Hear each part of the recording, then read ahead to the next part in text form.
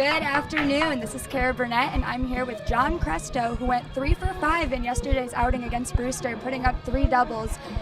What was working for you at the plate yesterday? Yeah, yesterday I got on routine. It was a little bit of struggle in the beginning, a couple of the at-bats, but I learned how to get in my legs a little bit more, made an adjustment mid-game, and it worked out. And it can be noted that you favor fastballs at the plate. What's your momentum as you're up there as pitches come in? Yeah, so my momentum, I like to have an approach big time. I mean, that's huge for the hitters at the plate. I start looking fastball away usually in my own little spot, and then it's mainly react to off speed. A couple of them were sliders that they were throwing me yesterday, and I reacted pretty well because of just sticking to my approach. All right, well, thank you and good luck today. Good afternoon, everybody, and welcome to Lowell Park here in Cotuit, Massachusetts. This is pregame Kettle Talk with your host, Sean Ellertson, joined by beat reporter Matt Liberman. And Matt, Cotuit 12-6 victory last night over Brewster. What did you like out of their performance last night? It was really an offensive explosion last night. The offense had been stagnant the past few games, losing some close ball games, but they weren't able to put a lot of runs on the board, averaging about 3.5 runs a game. Last night they exploded for 12 runs. You saw a home run, you saw plenty of doubles, you saw the offense really get going. They were being aggressive early on, and they were making contact early on, which is something that they've been struggling with. Yeah, and you saw Cotuit really pick up their starter, Biernat. Only went a third of the inning, and then Adam Scott comes in and goes 4 2/3 innings. What'd you like out of Adam Scott? Well, Coach Roberts said it exactly how it is. He was the MVP last night. He's the reason they were able to stay in that game. He kept the Brewster offense at bay, and the Brewster offense has been very powerful recently, and he threw 4 2/3 scoreless innings after Biernat really got shelled early on. So Adam Scott was the reason that they were able to keep that game alive and ultimately come out with a 6-run win. Adam Scott was certainly a key as well to the offense. And speaking of Coach Roberts, Biernat is standing field side with Coach. Thanks, Sean. I'm here with head coach Mike Roberts, who watched his team snap a 4-game losing streak with a 12-6 blowout over Brewster last night.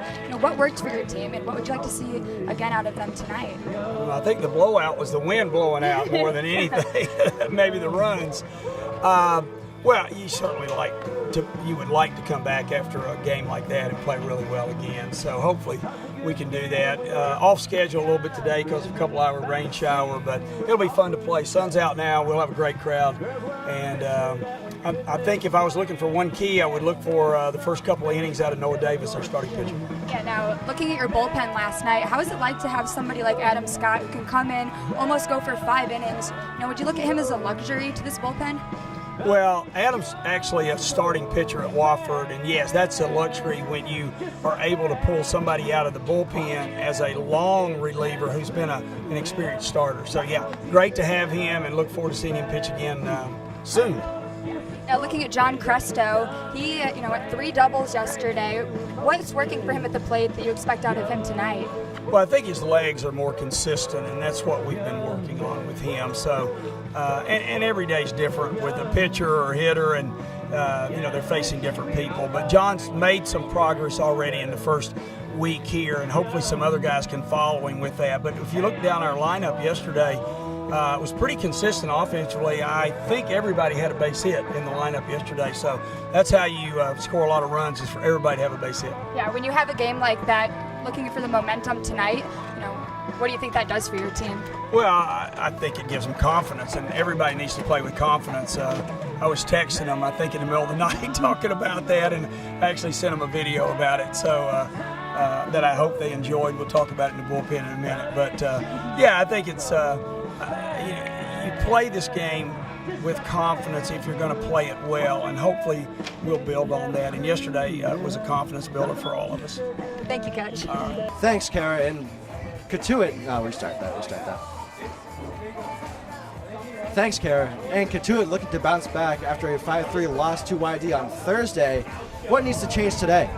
Well, really, on Thursday's loss, they just weren't getting the hits together. They were making unproductive outs. They were generating some offense, but not consistently. You'd have 1 hit here, then 2 strikeouts, something like that would end innings. Last night, they were able to put a string of offense together, and that's what they need to do again tonight. They need to keep their offense flowing. They need to get hit after hit after hit. When you get 1 hit and then you get strikeouts, double plays, groundouts, things like that, it really stalls your offense and it hurts your momentum. When you're able to string together a bunch of hits in 1 inning, like teams have done against Cotuit so much this year, it's really effective in getting a pitcher run out of a ball game. And speaking of the pitching, Noah Davis goes tonight. Crucial start for him, doubleheader tomorrow. What are going to be his keys to stay in the game as long as we've seen any Cotuit pitcher go this year? Well, he has to really command his fastball early on. He has to pitch it low. That's one of the things that he struggled with in the first game against Brewster. He was way up high. It was leading to hits, walks. He wasn't able to keep the ball down, though. He wasn't able to generate strikes, and since he couldn't get ahead with his fastball, it meant that he could never really use his breaking balls. So these hitters were just predicting fastball after fastball, and they were utilizing it. They were taking advantage of it. And if he can get ahead early in the counts by keeping his fastball low, inside, and commanding the plate early on, I think we'll be able to see him mix in his breaking balls and have a good outing.